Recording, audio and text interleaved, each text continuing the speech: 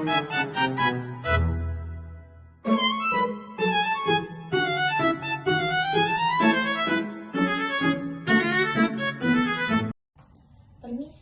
Silahkan.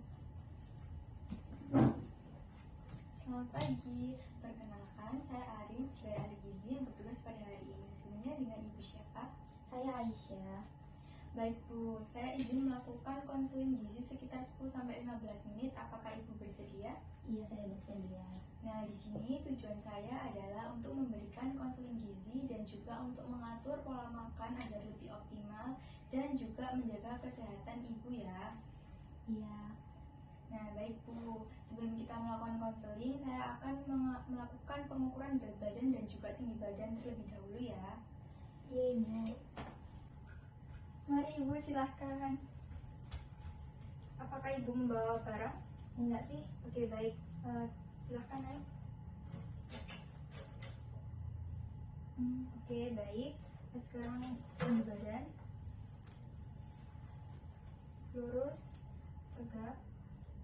Lihat depan ya Bu, pandangan lurus. Oke, baik. Mari silahkan.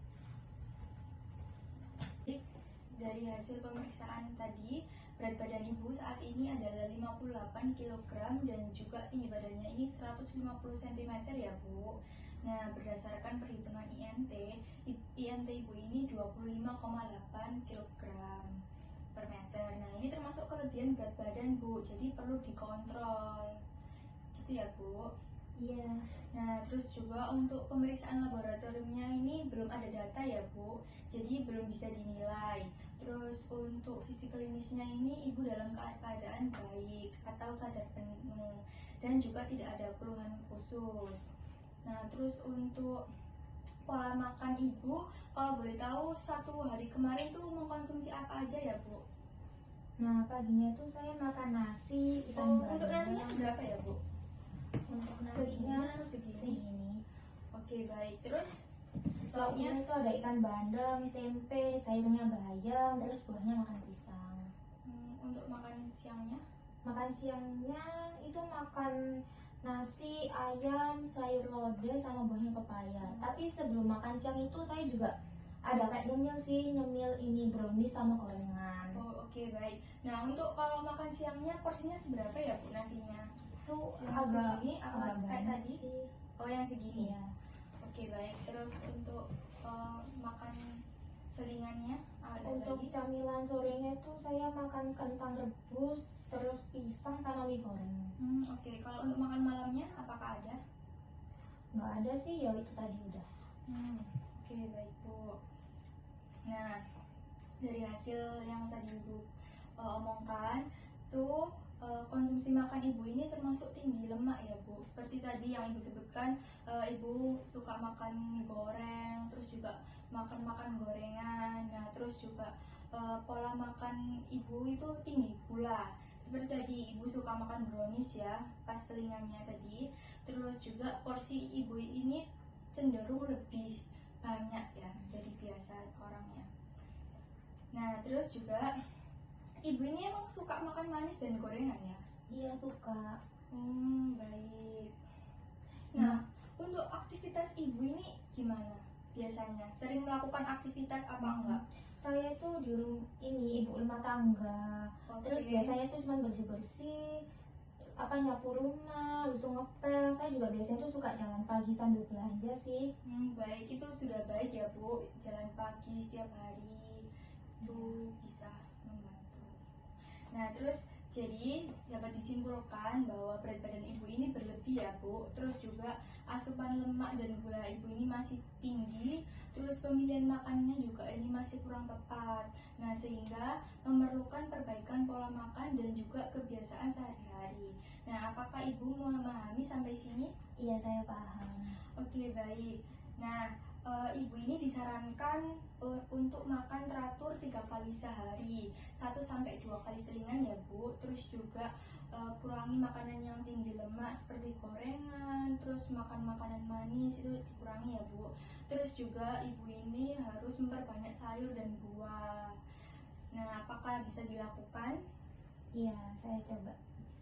Oke, baik. Nah, ini saya ada leaflet. Saya bantu jelaskan. Ini mengenai lansia sehat yang overweight. Nah, ini ada status ibu tadi itu kan berlebih ya Bu. Jadi dampak overweight pada lansia ini ada banyak Bu. Ini salah satunya adalah meningkatkan resiko penyakit jantung, diabetes dan juga hipertensi. Terus juga nyeri sendi dan sulit bergerak, terus gangguan pernafasan dan juga menurunkan kualitas hidup. Terus penyebab overweight pada lansia ini ada banyak Bu. Porsi makan terlalu banyak seperti ibu tadi ya. Terus juga sering konsumsi makanan tinggi lemak, gula dan juga garam. Ini juga seperti ibu tadi ya. Terus juga ini kurang aktivitas fisik juga bisa. Terus metabolisme tubuh yang melambat seiring usia dan juga pola makan yang tidak teratur Bu. Nah, ini ada pengertian overweight. Overweight itu apa sih? Nah, diet itu bukan berarti mengurangi makan ya Bu, tapi mengatur pola makan agar berat badan itu menurun secara bertahap dan juga tetap stabil. Nah, untuk diet yang diberikan pada kondisi ibu ini adalah diet rendah energi dan juga tinggi serat ya Bu. Nah, untuk tujuan dietnya ini adalah untuk menurunkan berat badan secara bertahap dan juga mengurangi resiko penyakit kronis seperti jantung, diabetes, dan juga hipertensi. Terus juga memperbaiki status gizi ibu dan juga metabolisme tubuh. Terus memperbaiki status gizi dan meningkatkan energi dan kualitas hidup. Nah, ini ada makanan yang dianjurkan.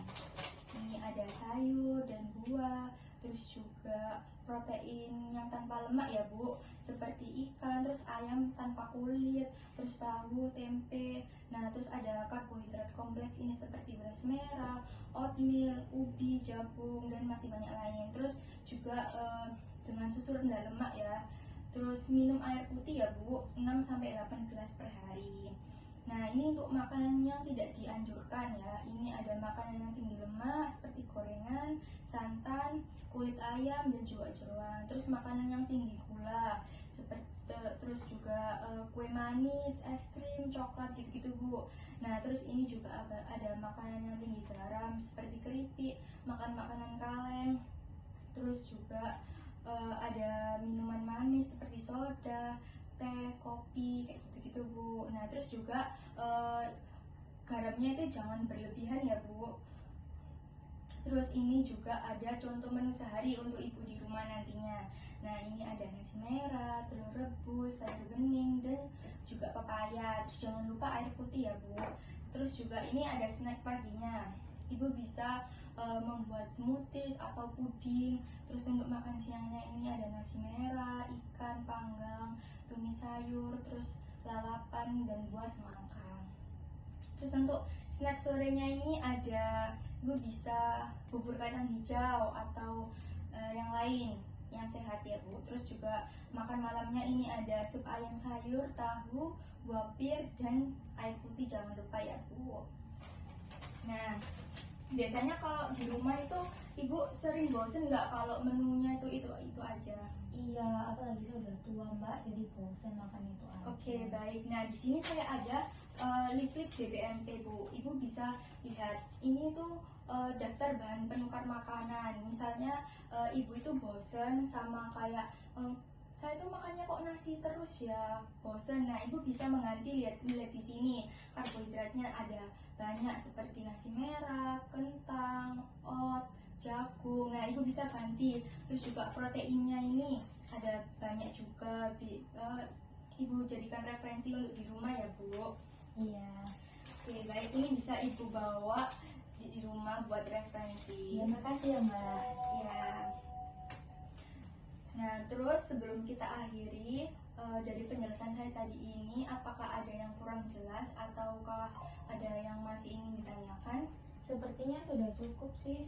Oke, baik, kalau sudah cukup, sekarang saya ingin memastikan ibu sudah paham atau belum. Coba bisa ibu ulangin lagi penjelasan saya. Jadi makan saya itu harus teratur, terus saya juga harus mengurangi gorengan dan makanan manis. Habis itu juga memperbanyak makan sayur dan buah. Bagus dan benar. Terus ada lagi? masak makanan dengan cara direbus sama dikukus, terus nggak seringnya digoreng ya? Iya, betul sekali Bu. Nah, menurut Ibu, perubahan apa sih yang bisa dilakukan terlebih dahulu? Kalau saya ini sih mengurangi gorengan mungkin ya Bu ya, sama makan manis. Oke, bagus sekali Bu. Nanti coba dikurangin secara bertahap ya, jangan terlalu drastis. Nanti Ibu kaget. Ya Bu, saya akan coba melakukannya dengan pelan-pelan. Oke, baik. Nanti 2 minggu lagi Ibu kesini ya untuk melakukan evaluasi dan melihat perkembangan Ibu. Apakah berat badan Ibu ini mulai menurun dan juga pola makannya ini sudah membaik atau belum ya Bu? Ya baik, terima kasih ya Bu. Ya, sama-sama. Semoga cepat Iya. sembuh ya.